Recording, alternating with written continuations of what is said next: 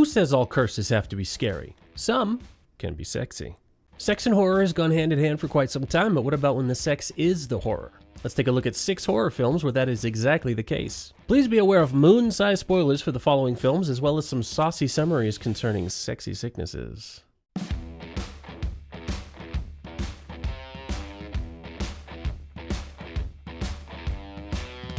Irina, a virgin, it's important to the story, don't look at me like that, travels to New Orleans to reconnect with her long-estranged brother Paul. After Paul tries to have sex with her, there is some drama at the local zoo about an escaped panther, and a bunch of bones are found in Paul's basement. He shows up to tell Irina that they are werecats, their bloodline cursed long ago. Whenever they have sex with a human, they turn into a panther, and the only way to turn back is to kill a human. Ultimately, Irina gets the zookeeper to have sex with her so she can be with her own kind, and winds up in the completely unacceptably tiny and featureless zoo enclosure her brother formerly occupied. Pause well that ends well.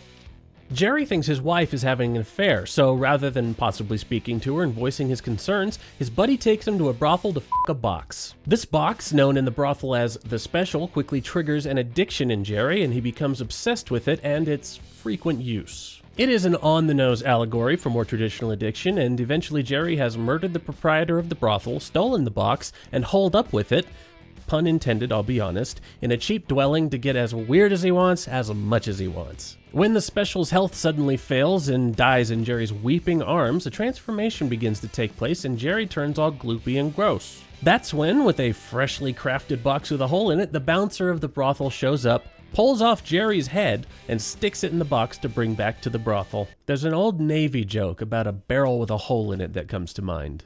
A deranged biologist and bona fide statutory assaulter in a luxury apartment building decides people think too much and have lost touch with their instinct. Too much brain, not enough guts. So he sets out to make a parasite combination of aphrodisiac and venereal disease, which will hopefully turn the world into one big, beautiful, mindless orgy. Some of these words I like, but most I don't.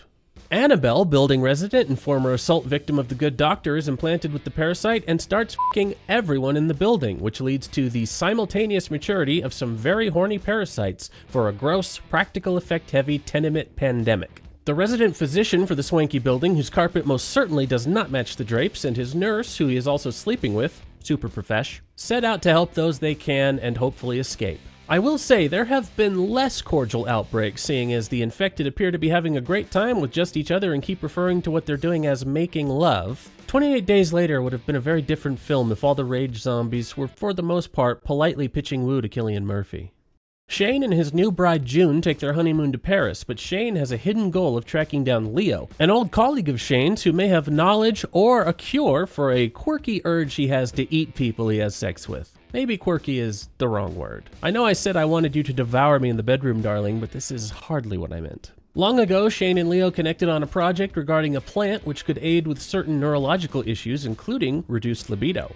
Leo wasn't willing to begin human trials, but Shane was. Also, Shane had the hots for Leo's wife, Cor. Skipping ahead, Cor has been escaping the house Leo tries to keep her locked in, seducing men and then eating them, leaving Leo to bury the bodies and clean her up. It's not really clear what happened in the interim to make Cor this way and subsequently infect Shane as well, but what is clear is that by the end of the movie, Shane gives in to the urge and, let's just say he seems to have misinterpreted a vulgar colloquial phrase used to describe the act of female-focused mouth stuff. No, I will not be showing a clip. When Jay finally gets it on with her boyfriend in his vintage car while parked in an abandoned parking lot, classy, it turns out when they did the dirty, he did her dirty. Jay has now inherited the focused ire of an entity which is always walking straight towards the latest recipient of the curse with murderous intentions. It can change its appearance, sometimes being someone you know, sometimes a stranger, and if it catches you, well... While we see a victim in the opening scene of the film, we only ever see it actively kill one person, and it does so by disguising itself as his mom and then engaging in a little death by snoo-snoo. So, yikes. Yeah! Woo! We've all had an ex pop into our head while we grope for trout in the peculiar river, but imagine if your ex popped into your bed and was mangled and ruining your sheets with an almost unbelievable amount of blood and gore for a single human body because she died brutally in a crash.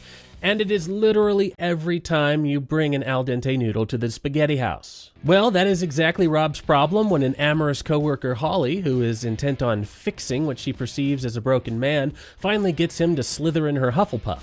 The titular Nina pops out of the sheets like she was living in the mattress in a pool of viscera waiting to feel the headboard rattle. Obviously, that's pretty jarring, but Holly overcomes the obstacle with shocking ease and begins a brainstorm session for solutions. She figures Nina needs to be properly honored to move on, getting a tattoo of Nina Forever, as a sign of reverence and remembrance. As the film reaches its third act, it becomes clear that Rob's pain was keeping Nina coming back, but Holly's fixation on Rob and Nina's past, an obsession she had before even knowing the whole of his situation, transferred the curse to her. For Holly, Nina is now truly forever.